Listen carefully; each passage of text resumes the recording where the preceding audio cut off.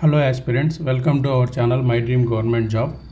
ఈరోజు మనం ఏదైతే 2023 కరెంట్ అఫైర్స్ ఉన్నాయో ఆల్రెడీ పార్ట్ 1 పార్ట్ 2 కంప్లీట్ చేసాం. సో పార్ట్ 3లో భాగంగా లీఫ్ ఎరిక్సన్ లూనార్ ప్రైజ్ అనేది రీసెంట్గా మనం ఏదైతే సక్సెస్ఫుల్గా లాంచ్ చేశామో ఇస్రోకి సంబంధించినటువంటి చంద్రయాన్-3 మూన్ మిషన్కి ఇవ్వడం జరిగింది. So direct question, Erickson lunar prize దేనికి రావడం జరిగింది? సో లూనార్ అంటేనే అక్కడ చంద్రుడు. సో చంద్రుడికి సంబంధించినటువంటి ఇస్రో చంద్రయాన్-3 మిషన్. సో దీంట్లో గుర్తుపెట్టుకోవాల్సిన పెద్ద వరి అవ్వాల్సిన విషయం ఏం లేదు, డైరెక్ట్ బిట్.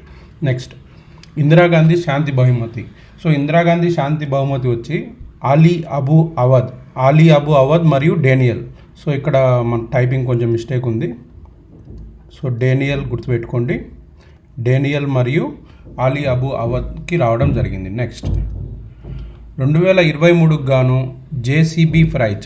సో ఈ జేసీబీ ప్రైజ్ దేంట్లో ఇస్తారు, ఇలా కూడా క్వశ్చన్ అడగవచ్చు. ఈ జేసీబీ ప్రైజ్ దేనికి సంబంధించింది? సో ఈ JCB prize for literature. So దీనికి సంబంధించినటువంటి ఏదైతే ప్రైజ్ ఉందో తమిళ రచయిత పెరుమాళ్ మురుగన్కు రావడం జరిగింది. ఆయన రాసిన ఫైర్ బర్డ్ అనే పుస్తకానికి గాను రావడం జరిగింది. Next, 54th international film festival of India IFFI 2023 ఎక్కడ జరిగినాయంటే గోవాలో జరగడం జరిగింది.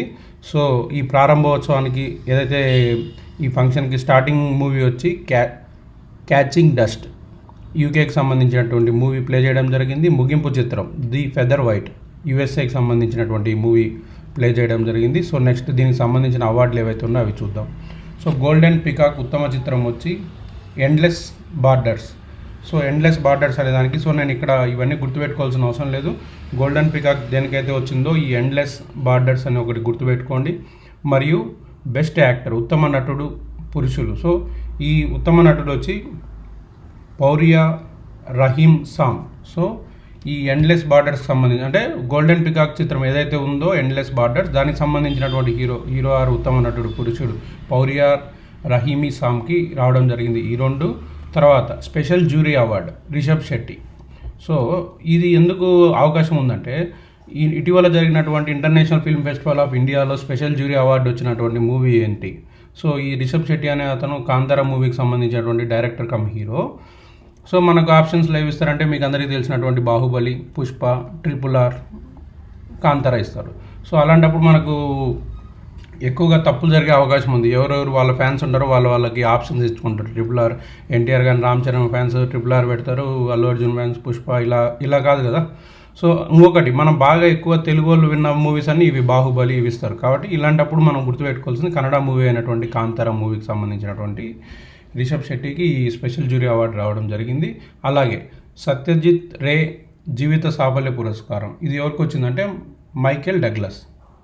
సో మైకేల్ డగ్లస్కి ఈ సత్యజిత్ రే పురస్కారం ఏదైతే ఉందో అది లభించడం జరిగింది. Next, ICFT UNESCO Gandhi medal. So ఈ యునెస్కో గాంధీ మెడల్ ఎవరికి రావడం జరిగిందంటే యాంథోనీ చెన్. ఈ యాంథోనీ చెన్ అనే అతను డ్రిఫ్ట్ అనే మూవీకి సంబంధించినటువంటి వ్యక్తి. సో మనం మెయిన్గా యునెస్కో గాంధీ మెడల్ ఈ ఇంటర్నేషనల్ ఫిల్మ్ ఫెస్టివల్ ఏదైతే జరిగిందో, international film festival of India ఏదైతే జరిగిందో దాంట్లో ఈ యునెస్కో గాంధీ మెడల్ ఎవరికి రావడం జరిగిందంటే యాంథోనీ చెన్. ఈయన దర్శకత్వం వహించిన మూవీ ఏంటంటే డ్రిఫ్ట్. సో ఇలాంటివన్నీ ఒక్కసారి చదువుకున్నారంటే ఈజీగా బిట్టు పెట్టేదానికి అవకాశం ఉంది. సో కువైట్ రాజు అయినటువంటి షేక్ నవాఫ్ అల్ అహ్మద్ అల్ జాబేర్ అల్ సబా. సో మీరు సబా కానీ సో అన్ని అల్ ఎక్కువ వస్తాయి, అల్ అహ్మద్ అల్ జాబేర్ అల్ సబా. సో ఇతను చనిపోవడం వల్ల ఒకరోజు సంతాప దినాలు ప్రకటించడం జరిగింది. సో కువైట్లోని రాజు చనిపోతే మన ఇండియాలో ఎందుకు సంతాప దినాలు ప్రకటించారు అంటే చాలామంది ఇక్కడి నుంచి కువైట్కి వెళ్ళి మన మాన్యువల్ వర్కర్స్ ఎక్కువ మంది పనిచేయడం జరిగింది. సో పని చేస్తున్నారు, ఆల్రెడీ చేసేవాళ్ళు ఉన్నారు. సో మనకు మంచి రిలేషన్స్ ఉన్నాయి కాబట్టి ఈ సందర్భంగా మనం సంతాప దినాలు, సో భారత్లో ఒకరోజు సంతాప దినాలు దీని సందర్భంగా జరగడం జరిగిందని డైరెక్ట్ క్వశ్చన్ వచ్చే అవకాశం ఉంది. నెక్స్ట్, మాజీ రిజర్వ్ బ్యాంక్ ఆఫ్ ఇండియా ఎవరైతే గవర్నర్ ఉన్నారో RBI గవర్నర్ రఘురామ్ రాజన్ మరియు అతని ఒక కొలీగ్ ఎవరైతే ఉన్నారో అతని కొలీగ్ అయినటువంటి రోహిత్ లంబా, వీరిద్దరూ కలిసి ఒక బుక్ రాయడం జరిగింది. దీన్ని యాక్చువల్గా తెలుగు ట్రాన్స్లేషన్ కంటే కూడా better go for the English one. So breaking the mould. So mould అంటే ఏదైతే ఒక బ్రిడ్జ్ బ్యారియర్ లాంటిది ఉందో దాన్ని బ్రేక్ చేయడం అనమాట, బ్రేకింగ్ ద మౌల్డ్. అంటే మన ఇండియన్ ఎకానమీ గ్రో అవ్వడానికి ఏదైతే బ్యారియర్స్ ఉన్నాయో, అడ్డపడుతున్నాయో వాటిని అన్నింటినీ బ్రేక్ చేసి మనం ముందుకెళ్తున్నాం అనే ఉద్దేశంతో ఈ బుక్ రాయడం జరిగింది. సో బ్రేకింగ్ ద మౌల్డ్ అనే పుస్తకం ఎవరు రచించారు? రఘురామ్ రాజన్, అంటే అందరికీ గుర్తుంటుంది, ఆర్బీఐ ఫార్మర్ గవర్నర్. సో అలాగే రోహిత్ లంబా. ఇది direct bit. Next Booker prize. So man Booker prize ఈ 2023 గాను పాల్ లించ్ అనే వ్యక్తికి బూకర్ ప్రైజ్ రావడం జరిగింది.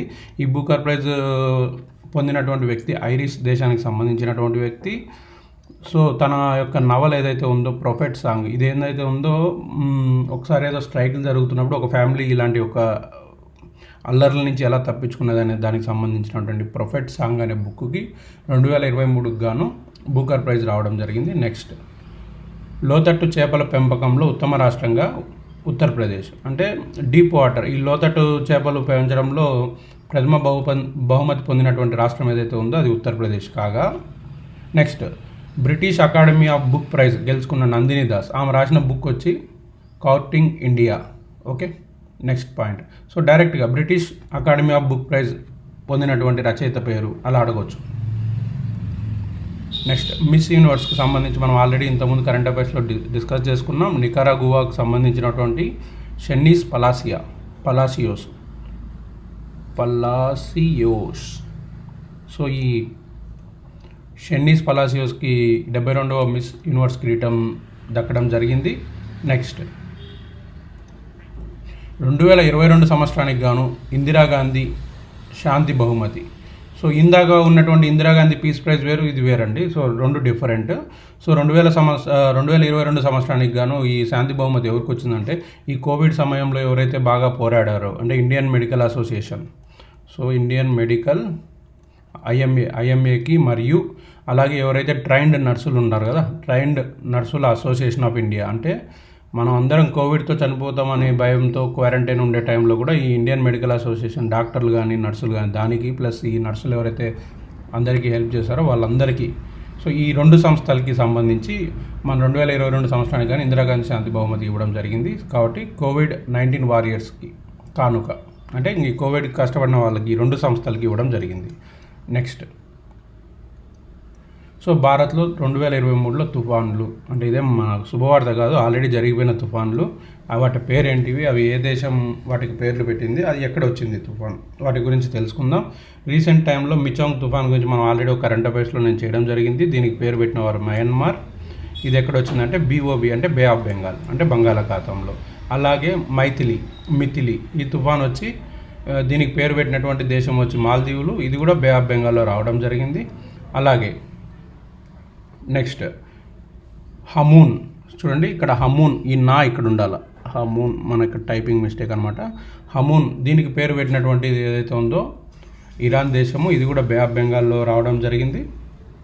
అలాగే నెక్స్ట్ ఇలా మీరు అన్ని కరెంట్ అఫైర్స్ ఒక దగ్గర రాసుకోవడం అయితే ఈజీగా ఉంటుంది మీకు. నెక్స్ట్ తుఫాన్ వచ్చి తేజ్. ఈ తేజ్ ఎక్కడ రాసిందంటే దీనికి పేరు పెట్టింది, తేజ్ అనేది మన భారతదేశమే పేరు పెట్టింది, ఇది అరేబియా సముద్రంలో రావడం జరిగింది. అలాగే బీపర్జోయ్, ఈ బీపర్జోయ్ అనే దానికి పేరు పెట్టినటువంటి దేశం వచ్చి బంగ్లాదేశ్, ఇది అరేబియా సముద్రంలో రావడం జరిగింది. అలాగే మోచా, ఈ మోచాకి పేరు పెట్టినటువంటి దేశం వచ్చి యమోన్. సో యమోన్ వచ్చి దీనికి పేరు పెట్టడం జరిగింది, ఇది బే ఆఫ్ బెంగాల్లో రావడం జరిగింది. సో మీరు లిస్ట్ ఆఫ్ మోచా ఇట్లా తుఫాన్స్ అన్ని జస్ట్ ఒక లిస్ట్ రాసుకోండి. ఆ లిస్ట్ రాసుకున్న తర్వాత ఈ తుఫాన్లకు మోచా, బీపర్జా ఈ ఎక్కడొచ్చింది, బే ఆఫ్ బెంగాల్, అరేబియన్ సముద్రమా, ఈ రెండు అట్లా రాసుకోవాలి. రాసుకున్న తర్వాత దీనికి పేరు పెట్టినటువంటి దేశము.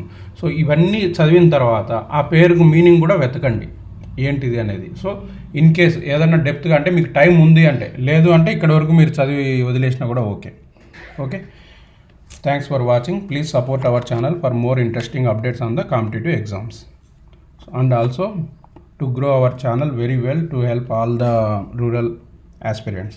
Thank you very much. Bye.